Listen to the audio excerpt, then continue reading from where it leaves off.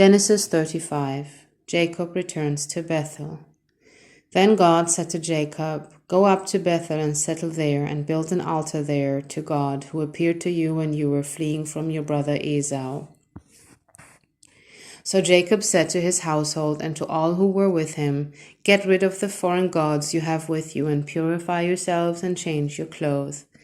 Then come, let us go up to Bethel, where I will build an altar to God, who answered me in the day of my distress, and who has been with me wherever I have gone." So they gave Jacob all the foreign gods they had, and the rings in their ears, and Jacob buried them under the oak at Shechem. Then they set out, and the terror of God fell on all the towns around them, so that no one pursued them. Jacob and all the people with him came to Luz, that is Bethel, in the land of Canaan. There he built an altar, and he called the place El Bethel, because it was there that God revealed himself to him when he was fleeing from his brother. Now Deborah, Rebekah's nurse, died and was buried under the oak outside Bethel, so it was named Alon Bakut.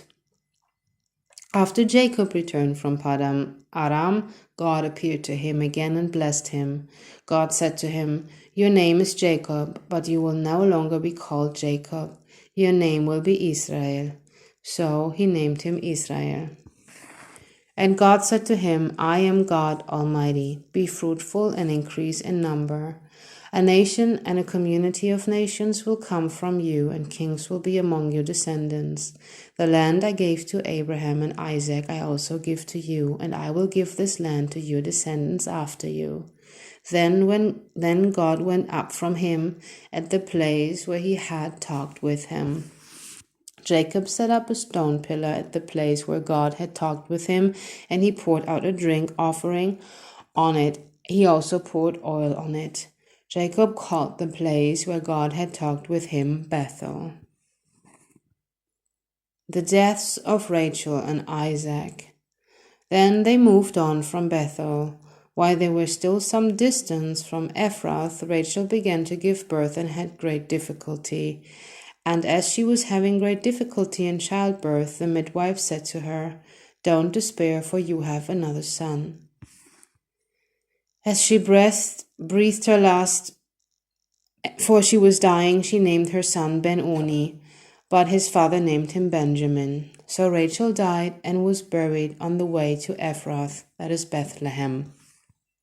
Over her tomb, Jacob set up a pillar, and to this day that pillar marks Rachel's tomb. Israel moved on again and pitched his tent beyond Migdal Eder. While Israel was living in that region, Reuben went in and slept with his father's concubine Bilhah, and Israel heard of it. Jacob had 12 sons. The sons of Leah, Reuben, the firstborn of Jacob, Simeon, Levi, Judah, Issachar, and Zebulun. The sons of Rachel, Joseph, and Benjamin. The sons of Rachel's servant Bilhah, Dan, and Naphtali. The sons of Leah's servant Zilpah, Gad, and Asher. These were the sons of Jacob who were born to him in Paddan Aram. Jacob came to his father Isaac in Mamre near Kiriath Arba, that is Hebron, where Abraham and Isaac had stayed.